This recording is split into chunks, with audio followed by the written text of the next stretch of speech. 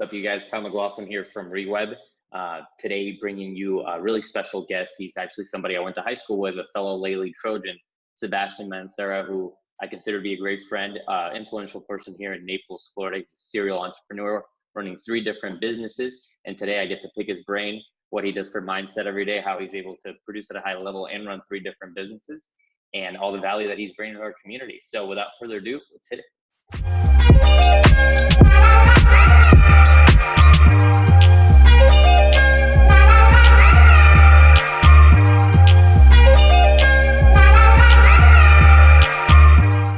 All right, you guys, welcome to another episode of the REWeb Show, where I interview top entrepreneurs in the Southwest Florida market. These are people that are influencing their communities, crushing it in their industries, and obviously serving their clients at the highest and best level.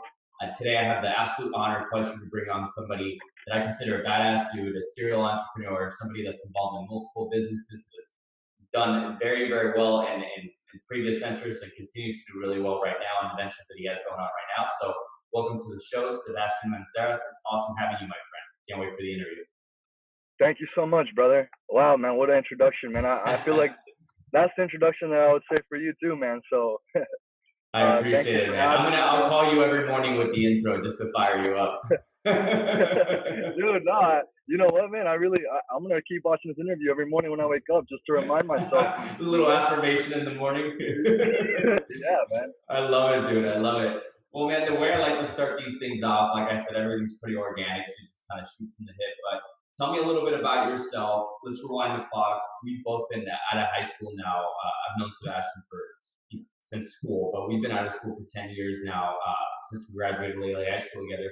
So take me through that moment between high school and college. I know you went to college up in Tampa, where you just realized, man, like my calling in life is to be an entrepreneur, is to kind of run my own business, is to be the captain of my own ship. I don't think I'm really going to be in the corporate world. Not that there's anything wrong with that, but everybody's got their own flavor, as you know. So tell me when that happened for you. What made you really decide to just be in business for yourself, man? Well, it's funny you said the corporate world, because I tried to, the corporate world out as well.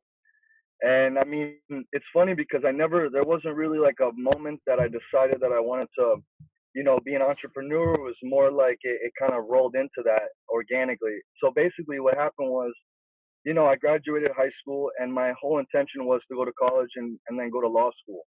So ever since I was little, I mean, my whole life goal when I was little, my dream, everybody has their dream when they're little. It's like, I want to be an astronaut. I want to be this. I want to be that. Well, my whole thing was I wanted to be a lawyer. And I even went to, a lot of like schools and like programs to get me ready for that. But the key difference, the key thing that happened was really a practical thing. What happened was when I graduated college, just like most of us, I had a little bit of student debt. And well, not a little bit, but compared to some of my buddies, it was. But the point is that, I mean, holy mackerel, I was like, it's like buying a house when you get out of college, but you don't have a house. Right. So anyways, the point is that I started really thinking, I was on my own. I always had a job since I was 14. My mother and my father always instilled in me like the work ethic.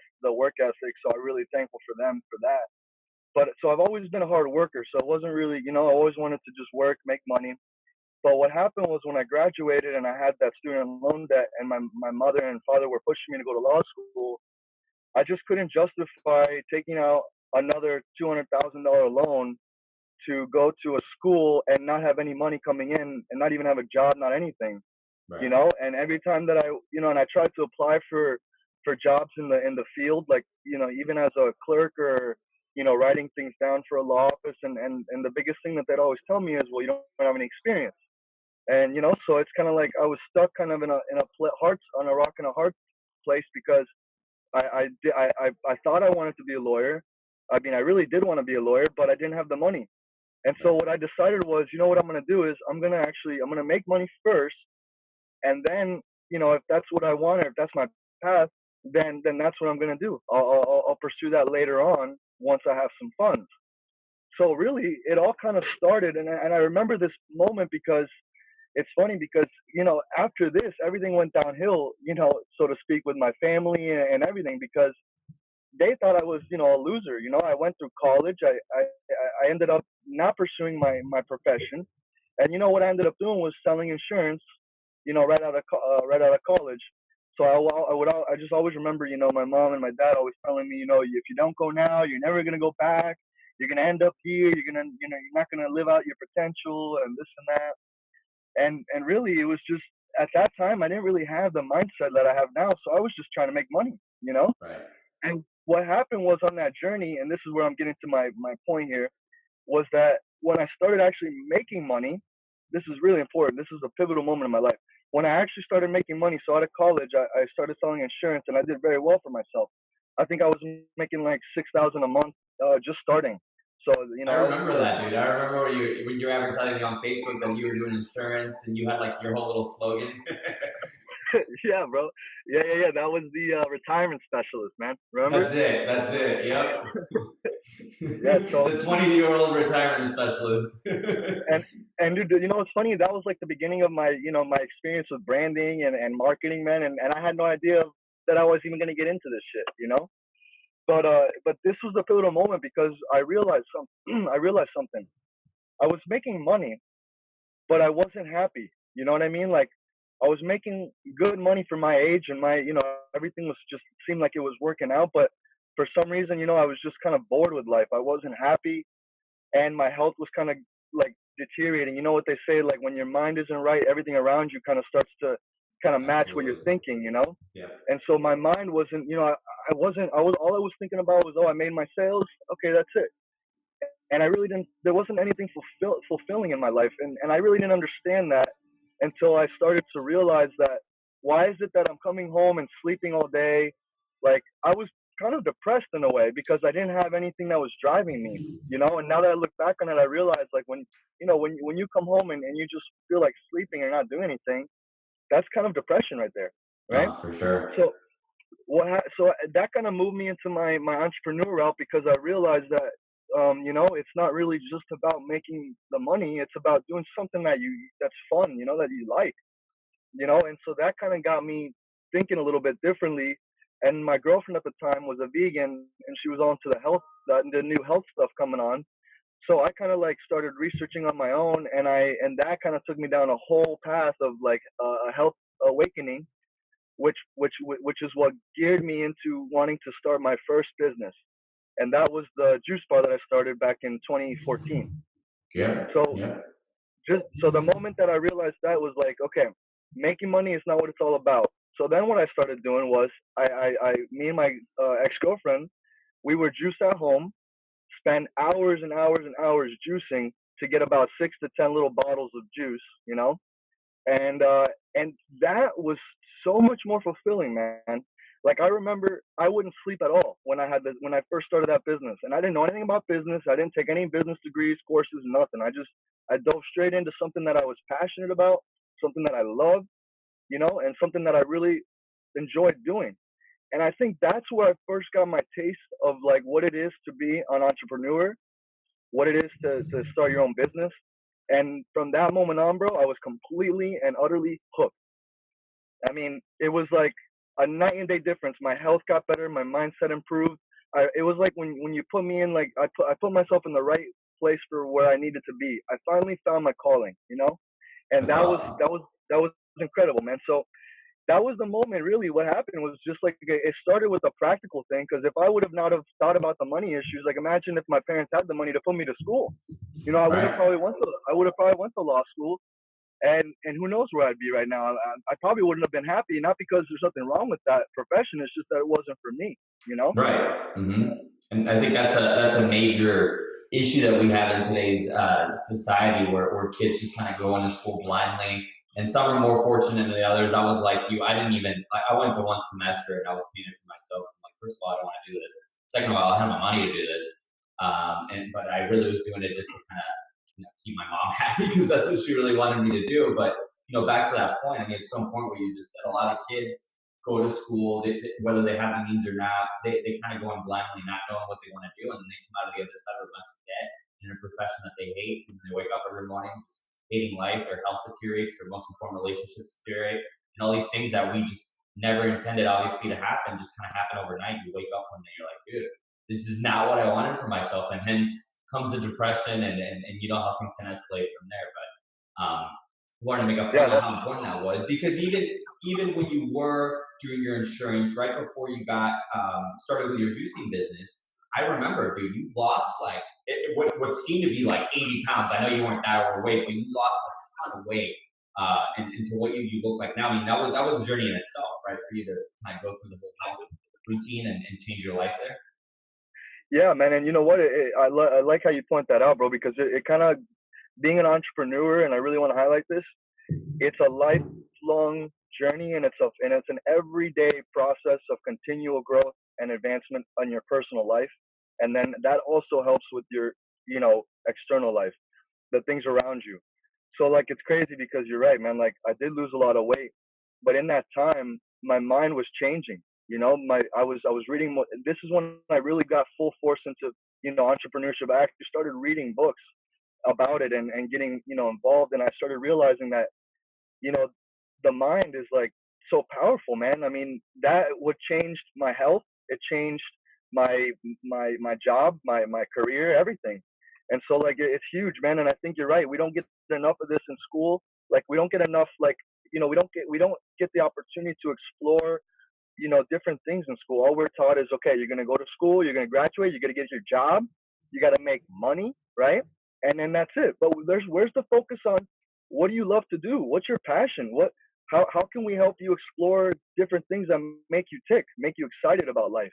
Because I'm gonna tell you, man, when I started my job, my juice bar, we didn't make money for the first like 2 years, man. I was living like day to day, and it was tough in the money aspect, but I was living the dream, man. I was waking up excited to get going again, like, so that's the key difference, man, is like, we're not really taught that stuff. And you're right, bro. We really got to do a better job about getting to our younger people and explaining to them that, yeah, of course, you need money for things, sure, but let's not focus on that as the end all be all.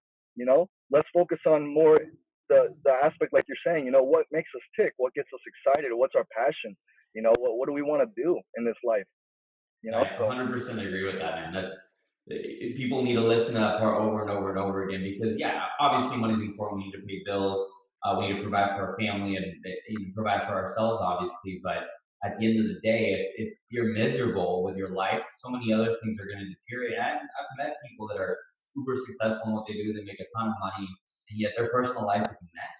Like, they're just depressed, I can tell. And then that unfortunately rubs off on the kids and the wife or the husband, or again, the most important relationships. And that's not how things were intended to be. And honestly, I find that to be a fundamental issue in our education system. Not to call out, because I have friends that are teachers, and it's really not it's not their fault either. Obviously, teachers, as we know, work really hard for little pay. It's really the powers that be above them that kind of mandate what the curriculum should be, what kids should be learning, what kids should not be learning.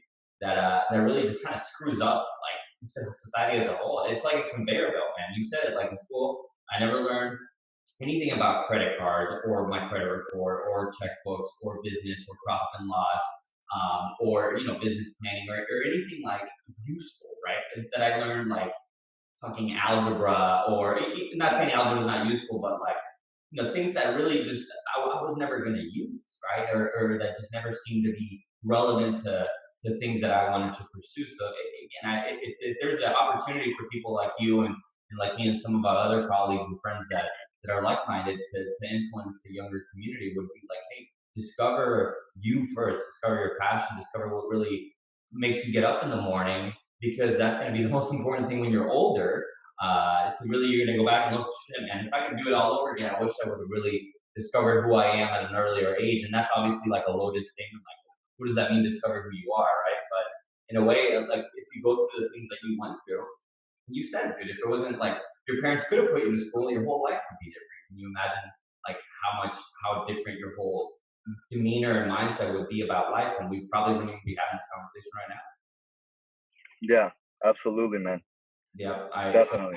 those are things again that I think we're both passionate about, and gets us, I think, both of us up in the morning. But anyways, man, moving on to kind of what you're doing now, and I appreciate you taking me and the audience through what your life was at the beginning and how you really got going. But obviously, if businesses have changed for you now, things are a little bit different. So tell us about Sebastian today, what you're involved in, who you're involved with, and what businesses you're running. Yeah, thank you, man, for giving me the opportunity to kind of share a little bit about myself. For I don't sure. really do that too much, so it's nice to every now and then let somebody in a little bit, right? But Absolutely. no, so yeah, man, the juice bar and that my first business was like my trial run at this whole thing. And I've found out that I really really loved the whole idea of creating businesses, or just doing something like that, being an entrepreneur, as it were. And so I decided, with the juice bar, I started in 2014, and then I ended up resigning in 2017. And so from there, really, it just came down to the decision for that was really, I, I did I created something and it was there. I took it from, juicing out of my sister, and my mom's house to a brick and mortar store in 3 years. Like, we were doing well, but something still there wasn't really quite doing it for me. And I felt like I was confined in between four walls, which it was, it's a store.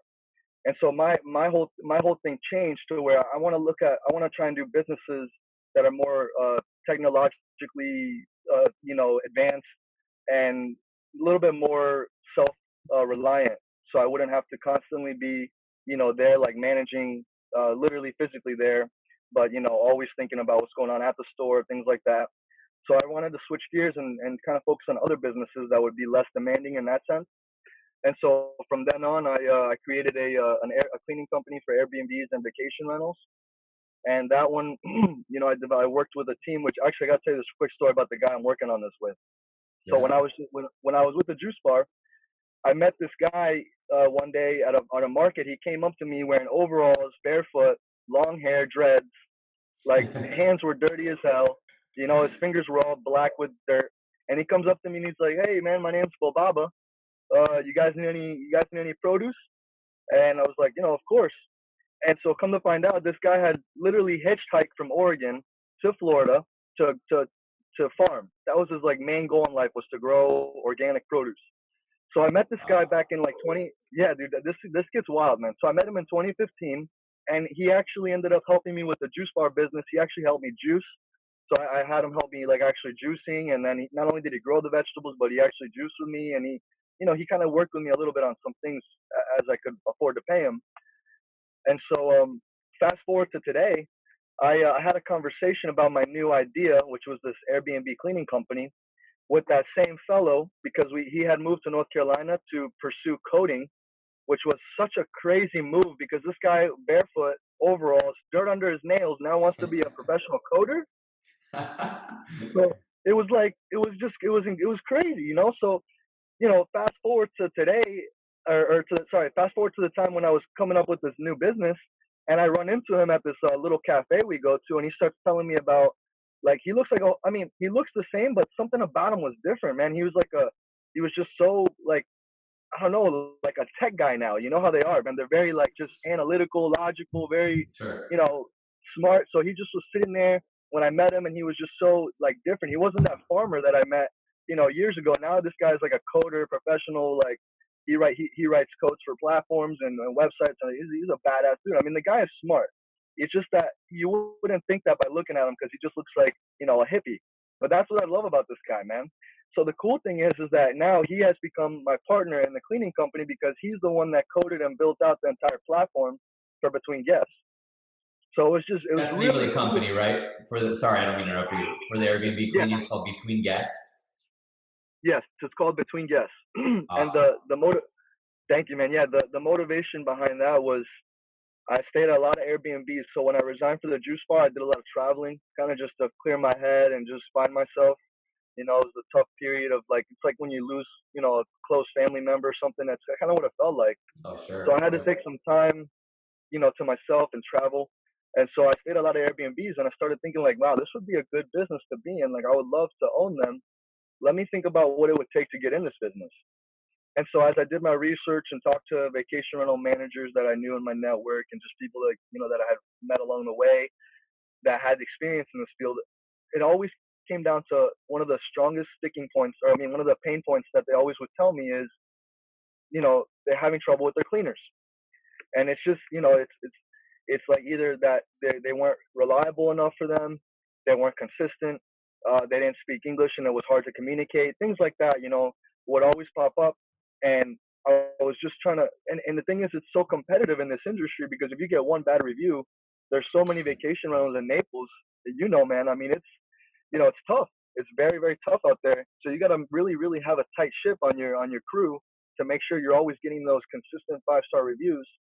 So I started thinking, wow, this could be, if this is that big of a problem, if every single vacation rental manager that I talked to, pretty much, I would say at least 90% of them, in the conversation of vacation rentals, if cleaning as an issue always comes up, then my attention just went, zoop, okay, this is what I have to focus on, right?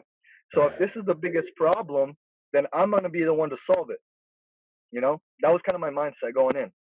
Now, I'm not a cleaner. I barely clean my own place and things like that. Like that's not like my strength, but my strength was just seeing like this vision, seeing the problem and trying to find the right like solution to solve it, Right. Whether it be me actually cleaning or getting the right people to clean or training the right team or having the right this or that. So it was crazy because, bro, I'm telling you, everything happens like so. It's incredible, man. Because like I'm telling, when I had this idea and I was starting to formulate my cleaning company and everything, I met with Bobaba, like I ran into him, and when I my idea and everything, he's like, man, you know what? I could make you a badass platform. That way you wouldn't have to call anybody, schedule anything. It would all be done through there. And the people that own these homes would easily be able to schedule conveniently right from their phone, and they wouldn't have to call anybody, double check. And you know what we can do? We can even send them a picture every time that the job's done, so they can see each room that's been cleaned. So that way they can feel, have a peace of mind knowing that their place is literally ready to go for the next client. That's awesome. And so that was like, and after that, bro, once I talked to him, we were just like, okay, let's do this. Let's roll with it. And that was like a 8-month process between the time that we sat down, which was probably, I think it was like in April of last year, to the time that we launched our company officially we launched in January of this year, but we didn't get our first client until March. Okay. But it's cool. I mean, I saw your posts on social media. You guys, and I think it was your partner, he developed like this whole app, which is like really, really user friendly and just allows, like you said, allows people to just book right from the app and not have to worry about calling and scheduling and, holy shit, somebody didn't show up or the place is still a mess or blah, blah, blah. I mean, that to me is a game changer is user friendly platforms that are just able to just be on demand as opposed to you having to pick up the phone and call somebody, Yeah. right? And one thing I just want to say, this is going to be good value for a lot of people out there that are trying to build a business too, is that with this, so like I said, with my juice bar, that was like my first run. I kind of tripped over my feet on that one. I learned as I went. A lot of things I was just kind of like catching up.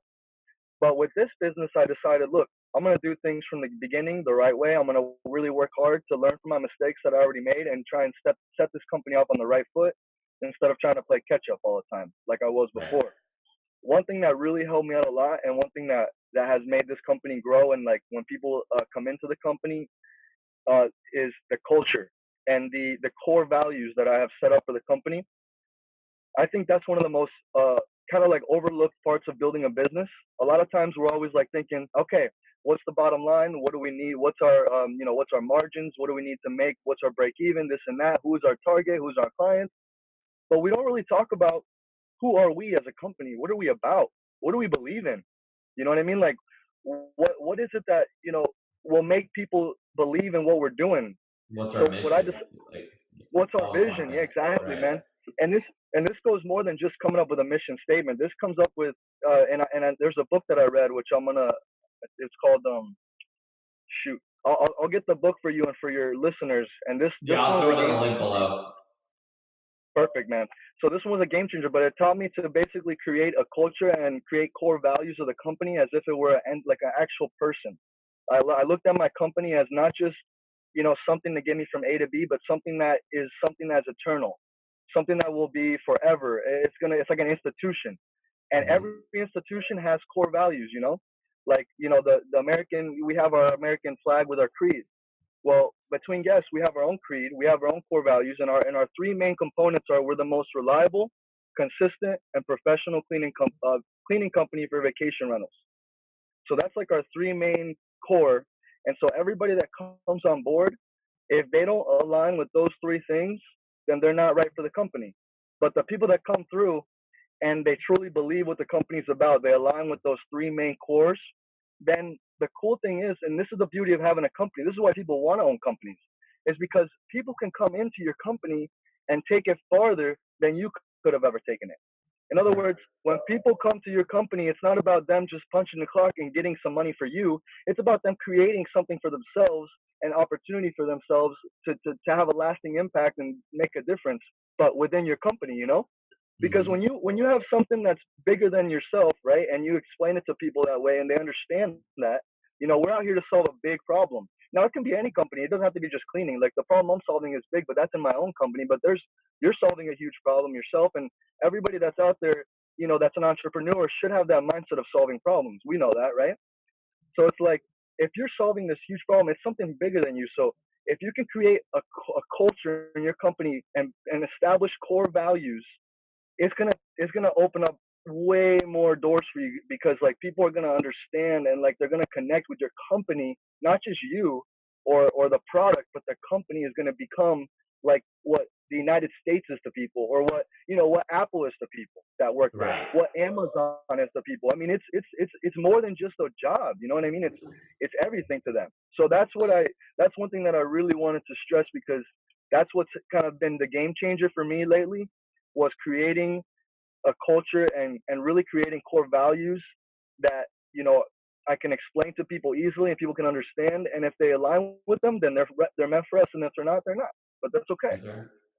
I like that, man. That's so awesome. Everything you just said, there's huge nuggets in there, especially with the culture, the mission statement, the vision, what you guys stand for. I mean, that's something that you're right. Everybody kind of overlooks when they're doing their business plan and trying to figure out, you know, they're trying to figure out how do I bring in money, not, you know, what my mission statement is. But it's important because, and I know this is kind of a tired and overused example, but Apple was the most profitable company in the world. Not, you know, they make awesome computers and their products are sexy and their marketing is great, but Steve Jobs from the beginning, when he started the company with Steve Wozniak from their garage, they were like, "Dude, we're gonna be different. We're gonna buck the trends. We're not a PC. We're not, you know, we're not Bill Gates. We're not Microsoft. We are our own brand. We define the status quo, and that's really what like aligned people to them. You created all these raving fans, like we talked about, because it struck a chord within their own core values and their own core beliefs. Like, hey, this company is just more than a computer company. It's more than a cleaning company. It's more than a real estate company, and more than like a restaurant. I see that example too. Like they actually stand for something, which makes me a huge fan. I want to share all their stuff. I want to purchase a product. I want to follow them, and that's really where the only way to get to that point is to create the core values, like you said, create the mission statements, and define like why are you doing this? Why are you here? Are you just here to sell houses or clean houses or create cool computers, or is there more Bro, to it than that? so, something you just said, bro, was incredible, man. And it comes down to this two words: more than. And Mm-hmm. I think that if they look at their business, let's say I have my cleaning company, like you just said, we are more than a cleaning company. Say those things before you say your business, and it'll start you thinking about what we're talking about here. So in other words, oh, you're a detail company? No, you're more than a detail company. Now start explaining to yourself, how are you more than a detail company? What is it that you do that's more than a detail company, right? So dude, you just said it, bro. Like that, I think you literally succinctly boiled it all down into three words that you can say before you describe your company, that will help you think in these terms and elaborate more and give more value. At the end of the day, it's what it's about, you know? I agree, So dude, but hey 100%. dude, I'm gonna always, dude, you just, what you said right there was always gonna be in my head now, man. I'm serious, man. Everybody that I talk to in my team and everything, we gotta look, we are more than, every time you More talk about than, us, yeah. we are more than a cleaning company. We are I more love than that, a dude. real estate company. Dude, I love killed it, that. That should be part of the mission statement too. I'll throw it on there. man. I Listen, like that, man. man. Yeah, and actually, I know a lot of guys here locally too that, you know, they have a simple bit, not simple, but you know what I mean, like a detail company. I have a detailer guy that cleans my car and does a couple of people in the office too duty. Like he's just such a, like he's a good dude. Like he does great work. Like he'll fire people if they like miss certain parts because he's just such a craftsman about his job. And that's what he said to me too. He's like, dude, I don't want to just be a detailer. Like I want to be a concierge for your vehicle. Like I want you to come to me like hey, I got a little like nick on my bumper, or like my dash is like kind of screwed up, or my sound system isn't working properly. Like he wants to be the guy for that, and that just with his own culture and the own things that he's developed within his detail business, like people go to him for everything. And people do now. He's doing boats, he's doing planes, all because like the mindset he adopted was, I'm not just going to be a car cleaner or a detailer. I'm going to be a concierge for all your motor vehicle needs and beyond that. So that's, again, I'm glad you kind of highlighted that, because that's kind of how I like to run my real estate business too. I don't want to just sell a house or create an investment vehicle. I want to concierge, property management, cleaning, everything else that can be done within that scope of business. It's so much more than because you're more than see, there it is again. You're more than just a real estate company, you know. We are more than, you know, blank. Just fill in the blank, really. I like it. I like it. So, dude, tell us. Obviously, between guests is not the only thing you're working on. Give us a little rundown, and you can be as elaborate or not as detailed as you want about the two other businesses you have. Let us know kind of what you're working on there as well. Yeah, man, definitely. So, again, man, I got the bug back in 2014 to start businesses, and once I created that one, and it was just like I got addicted, man. I got hooked, and one of the big things I also want to stress too, that was huge in my life, that was pivotal, was not only it was about taking the limiting beliefs out of your life, just completely, just delete. Don't ever say that I can't do this, or oh, but I don't have the money, oh, but that's too much, oh, but this or that. Just don't even say those words ever again. Because when I started, I read this. I'll have to give you the book for this too. I read a lot of books. I just forget the title sometimes. But basically, you know, what it comes down to is that, like, everything first starts, you know, and this is cliche as fuck. Sorry for my French there, but it all starts with us. You know, it all starts with us, and it all starts here. And I know, as cliche as that sounds, it didn't really click for me until I finally started to have different conversations with myself about things that I could or could not do, right? And really, it came to, really, there's nothing that I can't do. Now, of course, it all has to be taken with, of course, you know, you have to give the amount of action and the amount of energy towards what you're doing. You can't just say I want to do 1,000 things, but give 10% of the effort. You know, you have to give 1,000% of effort, right? So those two things like lined up for me because dude, I'm gonna tell you right now, I was working 60, 70, 80 hours a week at my juice bar. So when it comes to, you know, working and working hard, like, that was easy. I had that down. The reason I had it down was because I loved what I was doing, and it didn't seem like work to me, you know? So now what I did was I took off the limiting beliefs. If I'm working 60, 70, 80 hours a week and I love doing it, there's no reason why I can't dedicate that time to different projects, you know? And so that's kind of what happened. I opened myself up to the ability. I told myself that what I really wanted to do in life, what would make me the most happy, was if I could just start and run and manage businesses and just help people start their own, or do whatever it was to be involved in that whole process. I love it. And so kind of like what happened was the Between Guests came along, and I worked on that. Now with that project, that's my long-term baby, you know? That's a project, you know, where it's not like I have, you know, a product that I sell and it's just a matter of buying more product and advertising to sell more. This is more, you know, it's delicate. I have to train the right people. We have a systems that have to be replicated, and the staff it's all contingent on the staff doing their job. And so there's a lot of contingencies around that business growing, you know, fast or big or whatever. So in the meantime, I had to occupy myself doing other things. And so what I've been good at is like just seeing opportunity in places. So my best friend lives in Costa Rica. I hadn't seen him for years and years and years. I finally was able to make a trip down there. I fell in love with the country. I just couldn't believe a place was so beautiful. Everywhere I looked, it was like a movie. It was like I was in Jumanji or like Jurassic Park. It was incredible. Seriously, man. Awesome. Like, that's Rudy down there, right? Yeah, Rudy from I high remember school. that guy. He's a good dude. Yeah, man. He's a great guy.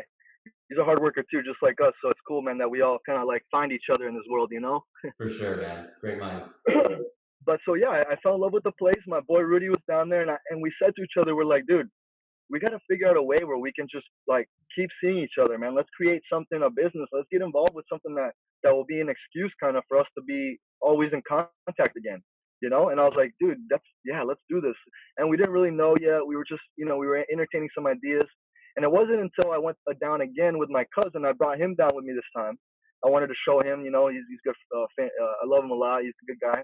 So I brought him down with me, and he was just, me, him, and Rudy, and our buddy Eric, which is our partner. We all basically just took him around and showed him like the best stuff, these waterfalls. We went on hikes, ATVs, and at the end of it all, man, he was just like, he shared his experiences. Everybody was asking him like, dude, like, I want to go there. How did you get, this and that? And me and Rudy were like, dude, why don't we bring people down here? Like, let's share this experience with them. This is an incredible experience. A lot more people need to have this. Let's create a business where we can bring people down here. I'll be able to come down more, see you, hang out. Plus, I'll be able to enjoy this great country. And the most important thing is we get to experience or share with others. Mm-hmm. And so that's kind of how that all morphed together. Dude, and again, it comes down to my goals were to create businesses that wouldn't require me to physically be there full time. So this was perfect for me. I could create a business. I have two partners that live over there. And really this business is more about creating the experiences, and connecting people to what they want, as opposed to like being there and taking them, by the hand and stuff like that. So that's kind of the thing behind that company, which is called Pura Vida Packages. And Pura Vida is really cool because that's like the mantra or the saying in Costa Rica. And it's really, really cool because it's an entire, like the whole nation is controlled under this like vibe. And the vibe of Pura Vida is literally just, I think the actual definition is like, pure life, right? It's pure life is like the direct translation. But really what it means is like just going with the flow, being happy with friends and family, and just taking it easy. Life is good. Right. And like, dude, it literally translates to everything. Like when I got to the airport, the customs agents were just like, "Oh yeah, man, what are you doing? Oh, you're just here to visit. Have a good time." And they're just like very lax. Everything's lax there, like very chill, but everybody's friendly. It's like there's no malicious intent. You don't have to worry about people like in the street trying to rob you. Everybody's very friendly. Everybody greets you with a smile. So that whole Pura Vida is like it's like the essence of Costa. So we use that in our name because we want people to come down and experience what it is to experience Pura Vida, pure life. Right. So that was kind of, and that company, man, I think we just passed our year mark a couple months ago, actually. So it was kind of it's been another kind of one of those longer term projects, but it's been going really well. And we've been bringing down a lot of people down there. They've been enjoying it. And so that it's a really fun project. And that's what it comes down to, man. Like, I love this shit, man. I have fun doing this, It's like people need to try things out and see if they like it or not. If they like it, then just do it and do it and do it and do it, And so that's kind of what it is. And now I have another business that I just started too, because I'm also I love cannabis and CBD. I believe in it, because I'm in the health and wellness thing since the juice bar. So I started that one as well with of my cousin, who is also a big advocate like me, and he lives in Miami. And over there's a unique situation going on that allows for these events to happen and stuff. So it's like perfect. He lives over there. He's connected over there. He has, everything that we need over there. So I kind of just plugged myself into that. So I just like plug myself into like different little spots in different areas, as I need to. And the people around me are motivated too, and they work at what they're doing. So we all just like kind of work on our things together. That's awesome, dude. I love that you got all these businesses that you're working on, but it's not, if somebody looked at you from the outside looking in, they'd be like, this is the busiest guy in the world. Like, how does he have time for himself? He's probably working like 120 hours a week, right? But you never come off that way. I think it's obviously because you're working on things that you're passionate about, but you've created these three businesses that, you're right, they don't require physical presence or day-to-day management. I mean, sure, you can't just let them run and forget about them, because then obviously they'll deteriorate without you. But it's not like you're 9 to 5 in the office, like pushing and pushing and pushing and pushing for these things to go through. It's a different lifestyle that I think obviously like your whole journey with the juice bar and leading you into the health and wellness industry kind of gave you the vibe to more or less create businesses that way and be involved in the industry that you're involved in. Is that fair to say? Is that pretty much like your outlook on the three businesses? Yeah, bro. You know what? You're right. You put it in a good way, because I kind of didn't really think about it like that, but you're right. They all really do have to deal with like health and wellness. I mean, traveling is a huge part of our wellness. When we travel, we're not only taking a break from our stressful sometimes lives and the day to days, but we're also experiencing new things and growing as a person. So that's cool, Absolutely. man. You're absolutely right, bro. I never really thought of it like that, but yeah, I guess I've Yeah, always been it's in the health and synergetic. wellness. It's synergetic, right? Like they all kind of, Yeah, in a way, have something to do with each other. Even though you look at what does cannabis have to do with Airbnbs, but in a way, it's your overall state of mind. Like we travel, we like to go to nice places, but obviously not blow the. Not all of us have like the Ritz Carlton budget, but we still want to stay in cool places. And you facilitate yeah, people to do that, and then create a good atmosphere with the cleaning and the other involvements that you have to with the travel packages and all that. But I want to go back a little bit, and this is kind of like a marginal, like sensitive subject for people, but I think it's important for us to at least discuss it and you give your perspective to our viewers and listeners. Obviously, there's a lot of controversy to talk about behind the cannabis industry. I would say like the redheaded stepchild to that is the CBD because it's more widely adopted. It's a little bit the consumer base has been a little bit more open to that. But back to the cannabis, dude. What's your outlook on that? Because clearly in Florida, it's different than it is in Oregon or in Colorado or in California. So where do you see this movement, this business going in the next, call it short term, like year to 2 to 3 years? Like what's your outlook on it, on the industry as a whole, and for your business in particular? yeah, man. That's a good question because I mean we're making history right now. I mean we're really at the end of the prohibition era, just like when we outlawed alcohol back in the 30s and we came off of that.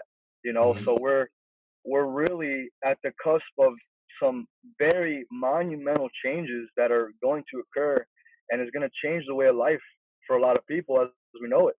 And what I mean by that is that, you know, just imagine 10 years from now, this is how I see the world. In 10 years from now, cannabis is going to be normalized and just as normal as Tylenol, as aspirin. It's going to be just as regular as the guy that goes home and drinks a beer. I do truly see this this becoming like a very normalized thing in our culture, and I feel like there's going to be advertisements in the future that are going to be geared towards cannabis users. You know, Sure. Yeah. uh, so it's like I think that and I really think that it creates such an opportunity for everyone to make some money. I really think that with this industry we could pull ourselves, out of any recessions we've ever been in because there's so many businesses that can be created and opportunities created through this industry for jobs and like I said, other businesses that auxiliary businesses that can be created that don't even have to do specifically directly with cannabis. So Right. my thing is, I think that, and this is really cool because you mentioned Florida as being different, and it's very different. I mean, in Florida, we have a large population of baby boomers, right? Mm-hmm. A large population of retired people.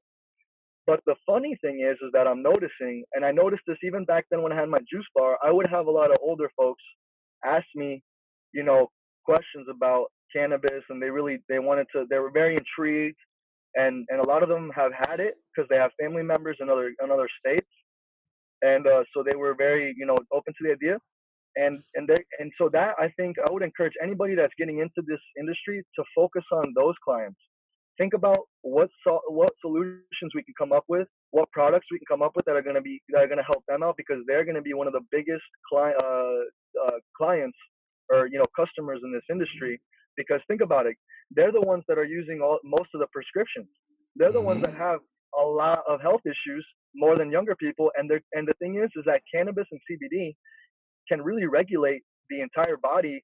So, like, whether it's blood pressure, stomach problems, mental problems, skin issues, these are all things that a lot of older folks have to deal with.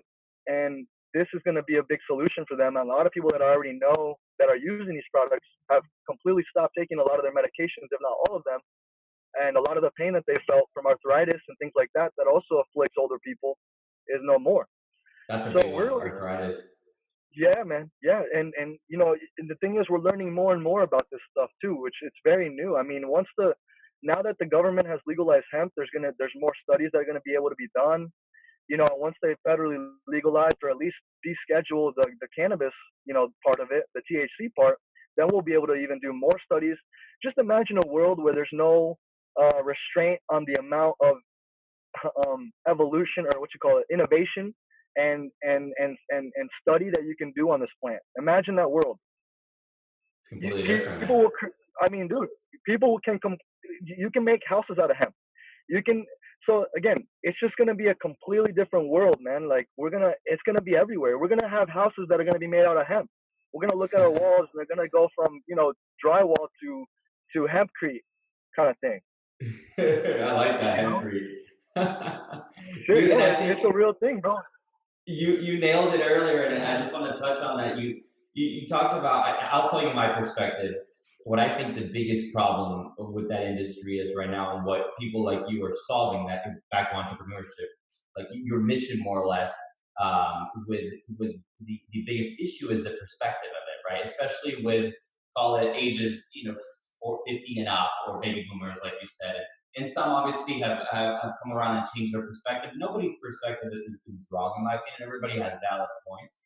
But for you to really make an impact, and I think this is what you're, correct me if I'm wrong, I think this is what your company is doing, is just bringing more awareness to the positive side of it. Because for so long, our society and that certain demographic has been exposed to it's negative, it's bad, it's a drug, it's addicting, it'll kill you, like all these different things that are not true, obviously, but for you, I think your mission is just to bring awareness to all the positive and what it really stands for and what it really means, right? With your company, Cannabis.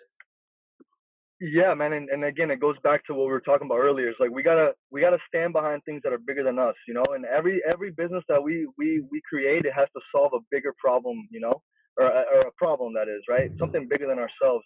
One of the things that I really, really am passionate about is changing people's perspectives on it, as far as the stigma that cannabis use holds.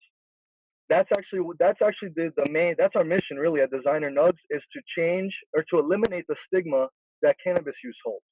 Because I have a lot of friends that are not my age, that are older, very successful people, very influential people, people that are very learned, and they, some are even professionals like doctors and lawyers, but some are other entrepreneurs that are just incredibly, advanced in their knowledge and everything. And they're the ones that are saying, I love this stuff, but I can't be seen doing it, I don't want to, I got to kind of stay in my closet because my other colleagues and friends are going to look at me like, bad, or think that I'm losing it or whatever it is.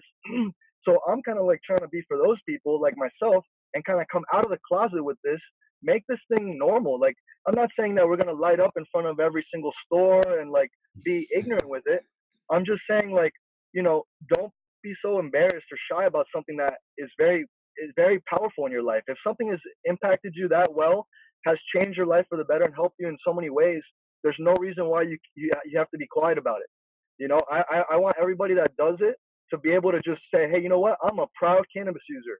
And I don't want anybody to look at me with a different eye just because of the fact that I said I use cannabis. And I'm going to tell you, man, I've seen this in my own life over and over again, especially when you go back like 5-10 years ago when all this stuff really was still like underground, and, the mainstream was like not even there yet with any of this. And people didn't even know about CBD at all. We're talking like 10 years ago, man. When we were in high school. Mm-hmm. Just imagine, man, like I had to hide. I mean, of course, this was different times and I was in high school. It was a different mentality behind the use of the cannabis plant. But just the fact that if anybody knew that anybody was smoking cannabis, it was looked, and it wasn't even called cannabis, it was called weed, which is a derogatory term in my opinion. So it's like, oh, that guy smokes weed, or they smoke weed, or don't go to them because, or don't talk to them because, they smoke weed, they're hippies, they're degenerates, they're never gonna be anything. Right? They're potheads, yeah, they're potheads. They're basically useless to society.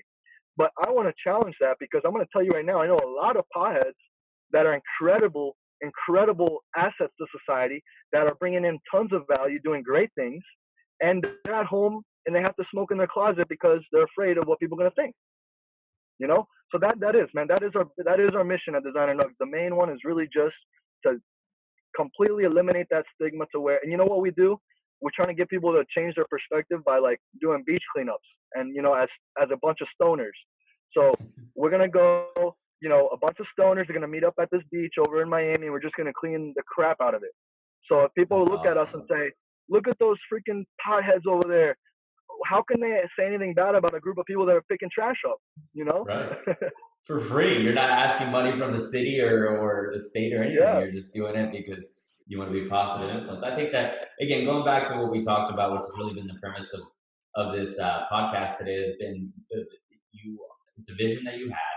It solves a real problem. All your businesses, but especially this one, and it has long-term upside to where not just profit, but let's put aside revenue and money for a second, but just for the overall well-being of our community, for on a local level, on a state level, on a country level, on a worldwide level, that has been ignored for so long, and like you said, the negative stigma that you're pushing to Trump in a way, and rechange everybody's perspective. That's super special. Congrats on that.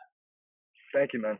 Thank you, brother. Yeah, absolutely, dude. So, and again, before we completely move on away from the subject, so the company that you have that's in this industry, Designer Nugs, what would you say is your main, like what exactly do you do? So if somebody wants to get involved with Designer Nugs, like, what does that look like? Are they purchasing something from you? Are they going to an event? Are they partnering up with you? What does that look like exactly from a consumer standpoint? Right, for sure, brother. So we are the company itself is a global platform for cannabis connoisseurs, by cannabis connoisseurs for cannabis connoisseurs.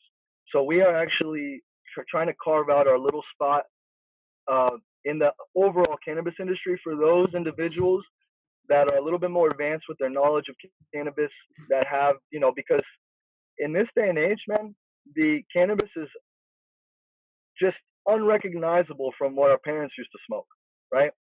I mean, the stuff now, man, is literally designer. You know how they breed dogs, right? Like over the years, they select traits, and then they match them with these ones that have the same and this and that, so they can breed and get specific traits, right? Well, what they do with cannabis is literally the same thing, man. And there's been created a whole industry and marketplace for designer cannabis, which is basically these growers that are incredible at what they do. They have mastered their craft. Now they breed and create their own signature strains. In other words, I'm just gonna give you an example. There's a big company, a big brand called Cookies out in California, and that guy, his name's Berner. He has great entrepreneur, amazing mind. This guy has basically created what is a record label, but a grower label for growers, right? That are talented to grow. Yeah, bro, to grow under him and grow specific strains that he has created, right? So that dude, his cookies company, they have all sorts of cookies. They have, animal cookies and like, it's like I can't think of a couple other ones, but thin mints and like anything with cookies is normally comes from this guy's like breeders and growers, and that's his strain, and they've really capitalized on that and created a whole. They branded it and marketed. Now that's a legitimate, brand, cannabis brand. But that's kind of something that we like to do. Like we want to be a platform for growers and breeders to come to us at our events and be able to showcase and launch themselves into the industry. But not only the industry as a whole, but the people that we're attracting are connoisseurs. So we're attracting connoisseurs to come and shop, and also, so we're for both. We're for connoisseurs, and we're for people that want to get in the business as growers and breeders and distributors or whatever it is. People that are passionate about this and know what they're talking about. Those are the ones that come as vendors and people into our business that we will highlight and showcase. And then those are the people we're going to connect to our connoisseurs, because our connoisseurs trust us. They know that we are going to be selective of who we allow to come in. We're not going to be allowing any products that are like, made cheaply. We don't, we want to make sure everybody that brings their products are grown organically and well, because this is the connoisseur market. So we have to be a little bit more picky with like, just who we allow in. But our people like that because they know that they can come to our events and buy the products that are going to be of the highest quality. And then they can also network with other connoisseurs there. So we're just a big kind of network company right now. The main thing that we do is our events. And that's kind of like the platform right there for people to launch their business, and the platform for connoisseurs to come and see what's happening, see what the latest products are, see what the best stuff is right now that they can get in the area, And so that's kind of like the idea. But it's not just that, it's growing more. We're gonna have a magazine that we're creating right now also, and we're gonna be creating we have an online website. Or a website online, which we're gonna have we're gonna have a lot of merchandise and gear that's gonna be geared towards connoisseurs, like little gadgets and things that they would need or use to consume, the cannabis or whatever it is. So that's kind of like, oh shit, hold on one second. No worries. Sorry, had to decline that call there, man. Sorry about that. No worries. But yeah, so we're like a big. I wouldn't know exactly how to call ourselves yet. We're just a big cannabis brand and a platform for other cannabis brands and connoisseurs to come and network, buy, and grow together. Learn off each other. I want to tell you one example. Just want to give you one example of what I mean. At the last sesh that we had, we call them seshes, so it's like a little sesh. So at the last sesh that we had, the vendors personally came up to me, and a lot of them were saying, man, we really love your guys' events compared to the other events that happen. And the reason why is because your consumer, the people that come to your events, in other words, the attendees, the people that are coming there to buy and to hang out, they're more educated consumers than the other events. So the branding and my mission and everything is kind of like works together to attract the right people. And this is a big point that I want to bring up, because again, a lot of times when we go into business, we think about, okay, this hat, how much can I make on this hat, or what am I going to sell, or what's this or that or whatever. When I came into this business, we started with who are we for, what are we about? Again, like I talked about before, kind of creating our mission, our culture, what we are here, who are we for? Because when you do that and you can elaborate and create something that people can understand, the right people are going to attract to you. So yeah, we can market and everything too, which we have been, word of mouth and everything like that. That helps. But what really helps is getting all those things in line. So that way, when the right person hears your message, they're going to connect with it and they're going to be attracted to you. They're going to want to come to those events. And that's what that's the big thing that I wanted to say about our last session was like all the vendors pointed that out. And that was my goal. Like nobody had told me that yet. This was our third sesh and I've been working hard. Me and my cousin have been working hard to create that kind of culture, that kind of, mission that we're doing, to attract the right connoisseurs. And they actually told us at the last session that we are attracting them. It is working. So that's like the most, that makes me happy because that's more like, yeah, we made money. I can look at my bank account every time we do a session. Yeah, I'm happy because we made money, but that, I'm telling you, man, nothing has made me happier than hearing that after this last sesh, because that was music to my ear. That's what I wanted. That's my goal. That's what I wanted to create. And it's happening, So, I love that, man. Congrats, dude, because obviously you're self-fulfilling. Like that's something that you created from scratch. You didn't go knock on somebody's door asking for a job. You came up with this idea, and now you're seeing it come to life, which is really where the pride point comes from. And now other people are adopting it, and other people are telling you, dude, your idea is super cool. The people that you're bringing on are just as cool as you are. Like this, there's nothing more fulfilling in my mind than hearing that and seeing just an idea after a lot of hard work come to fruition. So huge congrats, man. It's really cool. Thank you, brother. For sure, man. So here, as we wrap things up, this has been an awesome interview. I wanted to I ask everybody the same question, but I think it's important for you to know too. So what happens, like, let's just hypothetically say you could time travel 10 years into the past. Like, let's just say right as we were graduating high school, but you had all the knowledge and everything you know today, right? Everything that you've been through, you have all the knowledge, all the experience. You go back 10 years and tell your younger self, right after graduation from Lele High, what are two pieces of advice that would be absolute game changers that you'd give your past self 10 years ago that could help shape the future? Man, okay. Yeah, it's a tough one. It's a tough one. Like, Dan, I only got two, so I gotta be very wise here with these ones. Oh man, yeah, that's a good one, man. It's like, how do you jumble up, 10 years of experience and everything into two things, right? Yeah. But I think what I would tell myself is that you have to believe that, you can, well, first, actually, I would say the first thing before I can believe anything is I have to have the right conversations with myself. And I never really understood this, growing up or as a teen or young adult. What we say is powerful, and so I used to self-sabotage myself all the time, I used to say things like, oh man, you're an idiot, or, you can never do this, or why this or that, or whatever it is, right? And so I think that change, man, has been huge in my life. I never say anything like negative about myself in any situation ever. I just have completely eliminated that. I think that has been huge because I truly believe that you know, words are powerful, and what we say is what we believe. You know, so if you're sitting there having the conversation with yourself, saying, you know, oh man, you suck, like you can't do anything, you couldn't do this, you couldn't, blah blah blah, then you're gonna keep that, you're gonna perpetuate that. But what I did was I started having conversations with myself every morning when I wake up as my routine. I'll listen to a recording that I recorded of my own voice, telling basically myself, I have my little mantra that I say to myself every morning.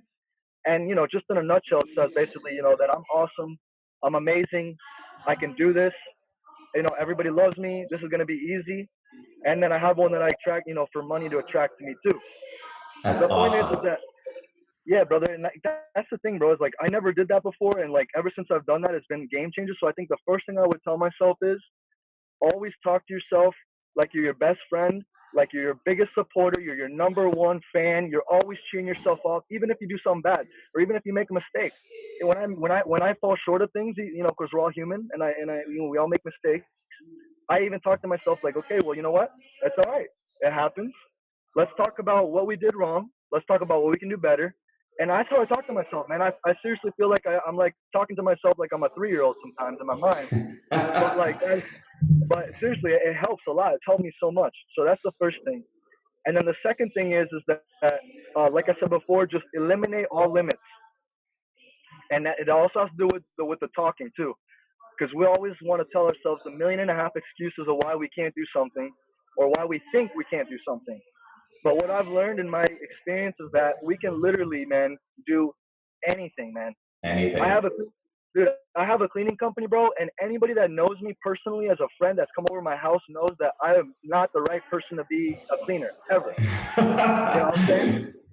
But Right. I believe in what I'm doing, and I know that there's people out there that are better than me at that, and I know that we have a big mission to solve. So we're gonna do it, you know. But the point is, I don't put a limit on myself ever. I don't say, oh, well, you never clean in your life, man. What are you, crazy? You can't do that. No, no, no, no. There's never a time you'll ever hear me say that I can't do anything. It's only gonna be not right now, or let's see how else we can do it, or like let's relook at this thing, What's a right? better way to do it? Right. Exactly. So yeah, Dude, those it's are like, the things. Like, sorry, go go ahead. ahead, bro. Sorry. Sorry. No, no, I was just gonna say, just to recap, so it's not all like crazy jumbled. The recap is just the two things that I would tell myself is the conversations I have with myself, be my best supporter and never give myself any negative speak. And then the second thing is completely eliminate any limits that I have pre uh, determined in my mind. So no limits anymore, completely I off. love And I it. just want to say one last thing, man. Look at Elon Musk, man. Like Yeah. he truly is the embodiment of this mentality, man. Like this guy is going to colonize Mars. Do Yeah. you think that how many people, including his family, has probably told him, dude, you're You're crazy. crazy. You're never gonna get on Mars. That's not gonna. We're not even at the, you know, this and that and third and whatever. But dude, it's not a matter of. It's a matter of when. It's not a matter of if. It's just a matter of how. You know what I'm saying? I love So it, that's man. that's what it is, brother. No limits, I love man. that you brought him up because I was just when you were saying that earlier about limitless, I was just thinking about him too. Like look at this dude. He's about to put us on Mars. He makes cars that are like run on electricity and solar power. Like, I mean, nobody is. Somebody listening to that 10, 15 years ago would have been like, wow, this dude needs to be like checked into a mental institute. It's never going to Yeah. happen. But there he is. It also reminds me, and I think this is kind of a good quote to close on. Jordan Belfort, the Wolf of Wall Street, he always said, the only thing standing between you and your goals is the bullshit excuse you keep telling yourself as to why you can't do it. That's literally the only thing standing between you and anything you want to do. So, dude, with that said, bro, really Hell yeah. appreciate your time. I know you're super busy, a lot going on in your personal life and your business. Congrats on all your success, man. And again, I truly, truly Thank you. appreciate this interview. It's going to be one that I'm probably going to watch for years to come. So I appreciate your time. Hey, me too. I'm gonna listen to the beginning of this one over and over, man. Like we said. but But no, I just want to take the time, man, and really thank you as well, brother, because you know you're doing something special here too, man. You're definitely, you know, completing and fulfilling your mission of helping others and getting this word out there, man. We're, you know, you and I are really making a change out here, and the only thing we can hope on is that we're instilling these values and these ideas in younger people, so we have more leaders like ourselves to keep taking this word further and further, man. So thank you, brother. Seriously, man, Thank you're you. amazing, bro. Appreciate that. Means the world, dude. Thank you so much. I look forward to our next one. All right, brother. All right, Take man. it Have a good easy. one, brother. Bye. Thanks, you too.